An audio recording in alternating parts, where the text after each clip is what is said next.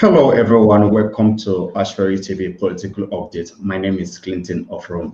This morning, we'll be looking at the reappointment of Professor Mahmood, the INEC boss, by the Senate. About a week after President Muhammad Buhari's request for confirmation, the Senate has confirmed Mahmood Yakubu as the chairman of the Independent National Electoral Commission. The confirmation is for second and final term. Although the president's letter was read at the Senate last week, he had on October 27 announced his decision to reappoint the INEC boss. Mr. Yakubu was first appointed INEC chairman in November 2015, taking over from Atahiru Jiga, who supervised the 2015 general election. His confirmation was sequel to the presentation of a report of Senate Committee on INEC. Kabiru Gaya, chairman of the committee, said Mr. Mahmood was found suitable for the position without petition or incriminatory report against him. Let's get talking. Joining me on today's program is Hassan Abdullahi, all the way from Borno, who is the president of Borno Literary Society and also a humanitarian. Welcome, Hassan. Thank you very much for having me, Clinton. Okay, let me get your thoughts. Looking at the confirmation from Senate for Professor Yakubu Mahmood as the INEC chairman, do you consider this appointment to be based on merit? I think, Mahmood Yakubu is the first INEC chairman to be reappointed into his role. Unlike the way a lot of people might think, Jega was only lucky to conduct 2 elections, but because his term did not expire until he got the opportunity to conduct the 2015 election.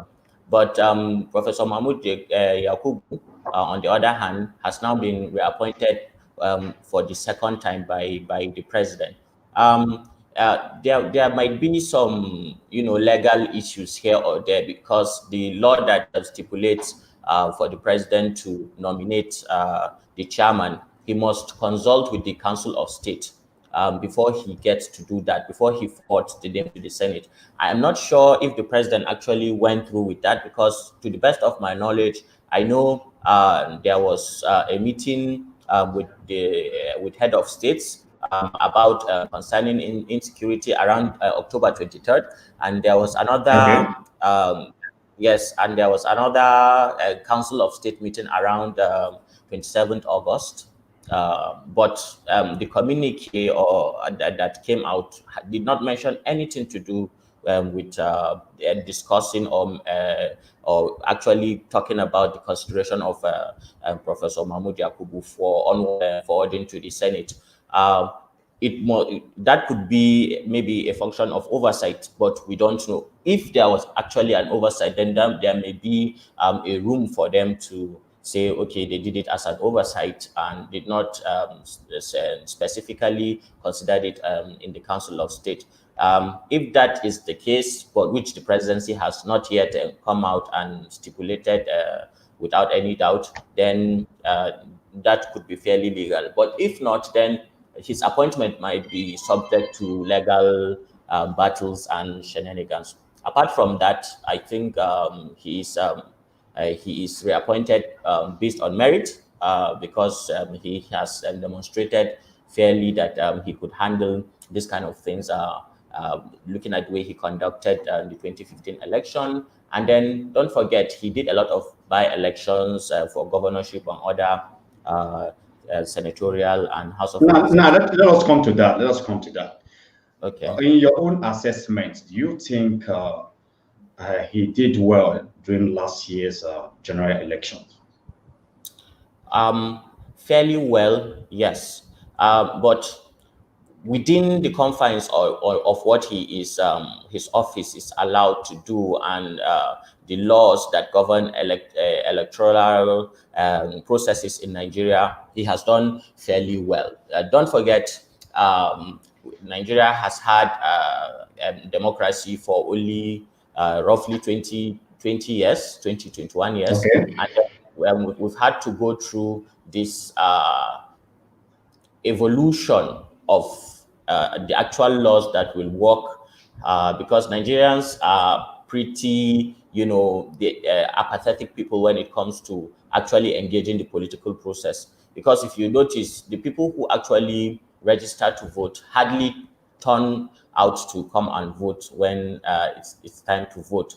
And a lot of these things have their origins in the way our electoral laws are stipulated. And what Professor Mahmood has done in his capacity as chairman is actually go through with the law, and he has done fairly well. I saw a few reports about election observers, external election observers from the European Union, from the African Union, who scored him fairly well, considering the Nigerian electoral landscape and atmosphere, and the Okay. threads he has to go through to ensure that elections are, that can be acceptable to all the parties and stakeholders involved. Okay, what area do you think amendment should be done? From what you have said so far, what area do you think there should be amendment? Well, if we are saying the truth, about Nigeria, and our electoral body is called INEC, Independent National Electoral Commission. But the fact is that our electoral body is not entirely independent. And INEC is still under the presidency. It does not have its own, standing, which is independent, and its own funds do not come directly into the coffers of the agency. It goes through the presidency. So our electoral body is not actually as independent as it ought to be, because if we are following or copying the federal presidential system from the United States of America, and you see the way their electoral body is, it's independent from its grounding up to its processes. It has nothing Okay. to wait for the government for it to stand. So where we can improve is to ensure that our electoral body is truly independent. No government since the inception of this last republic has been able to do that. But I suspect and I hope that when we continue this evolution, at some point, fairly close, we are close to that, we may get an INEC that is truly independent. Now, the INEC chairman has come up to say that there will be introduction of electronic voting system for next election. He has given reasons, and he believes this should work. Do you consider this as a way forward to salvage issues of electoral malpractice in Nigeria? Well, anytime when technology has to be deployed for complicated and logistical problems, you have to look at the advantages and disadvantages of actually using that technology. If we do have the infrastructure that would support the use of technology, then I think we should go ahead and use it. Don't forget, it is not without its own flaws, because we know even the United States do not really, just go with using technology all through. It starts from actually having the ballots in the usual traditional manner, and then it caps it off with people who want to use the electronic voting system. If indeed there is a way that we can guarantee that there will not be issues like power outages, the lack of good internet access, and and the infrastructure too, and the people who will man them have the capacity to run a smooth election without hitches. And we can also avoid, hacking or data breaches using technology. Then I think it's perfectly fine, because that will provide more opportunity for more people to go into the electoral process, who have not been, voting. We know there are a lot of Nigerians in diaspora. This would be a very good opportunity for them to join and let their voices be heard in the electoral process going on here back home.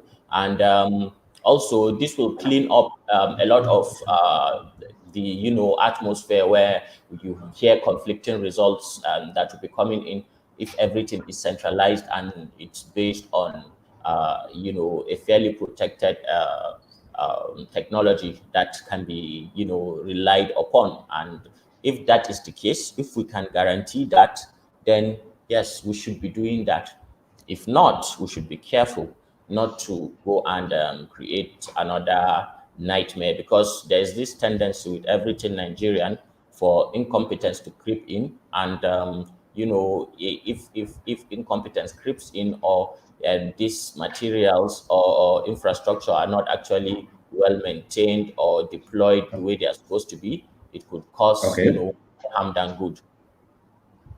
All right, we'll take a quick break. And when we return, the program continues. Stay tuned.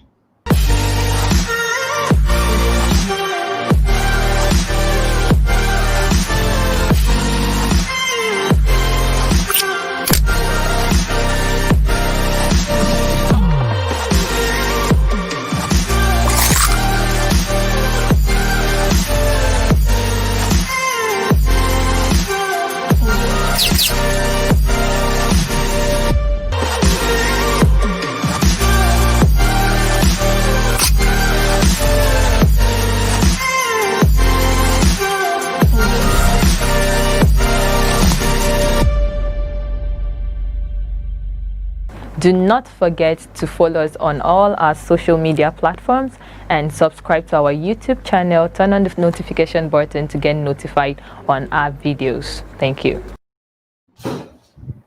All right, welcome back. We're still discussing on the confirmation made by Senate yesterday over the appointment or reappointment of INEC boss, Professor Yakubu Mahmood. Mr. Hassan Abdullahi, you have said a lot.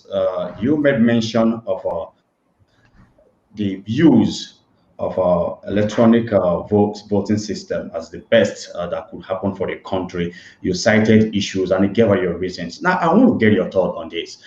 Rural areas, those residing in those areas, how possible do you think we'll be able to accommodate them or incorporate them in the voting? How do you sensitize them? What do you think should be done to get them acquainted with the new system? Because they are used to, or they are well known with the old system of voting. So how possible do we educate these people to start using electronic system of voting to exercise their franchise? Yes, you see, before we get to how we sensitize them or bring awareness to them on how to use the electronic system itself, we have to see what the electronic system actually even looks like. Because at the end of the day, people who develop these softwares and programs or with algorithms, it's a matter of service delivery.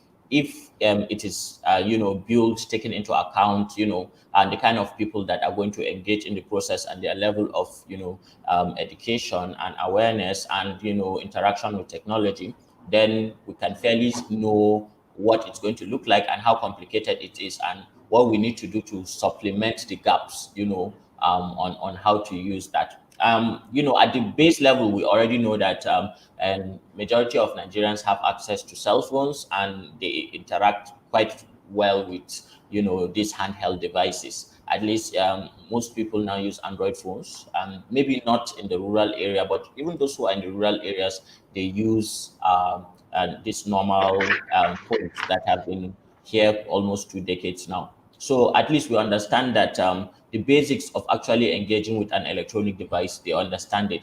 But those who will develop this electronic system, they will have to, insert the context of the rural Nigeria into its development, and understand how and these people who are not really educated. It's just to make the system fairly simple, the way it can, people who are in the rural areas who are not very educated can engage the process and understand it fairly easily.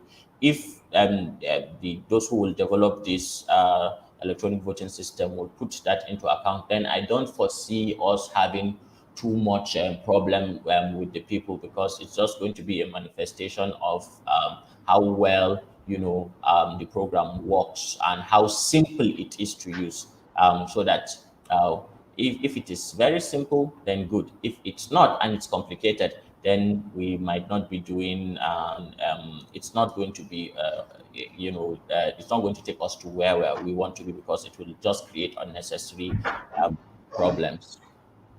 All right, the INEC chairman said there will be a test run of the system, or the new system, in Anambra State governorship election coming up next year. With that, they were able to run a proper evaluation if they can continue or go back to the old system.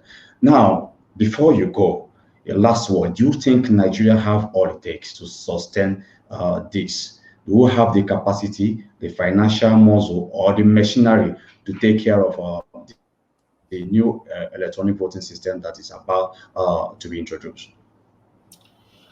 Well, what I think is that at the end of the day, as I said earlier, it's going to be a matter of how this thing is rolled out and how user friendly it is to the ordinary Nigerian.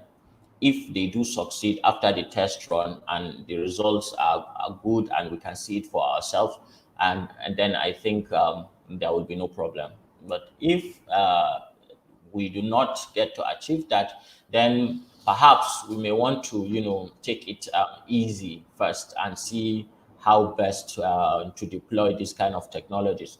I am for technology. I think technology solves a lot of problems, and when machines replace people, they tend to do the work more effectively and faster, and that is at the end of the day what matters. And if people can become if they can feel that the electoral process is free and fair, then we are going to get more people to engage the electoral process. I think it is important because as a country of over 200 million people, the people who engaged in the last presidential election, I think they were not even up to 22 million. That is poor. That is very poor. You see, that means less than 20% of people, are actually deciding the fate of the remaining 180 million, which is very, very poor, because at the core of democracy is the rule of the majority, and for the people, by the people, and the way Abraham Lincoln said it. So, and that is my position on that, actually. All right, here is where we'll call it a wrap on the program. Thank you, Mr. Hassan Abdullahi, speaking to us all the way from Borno State. Thank you, Clinton. It's good to be here. All right, and don't forget to follow us on the social media platforms for more political updates and information. Bye for now.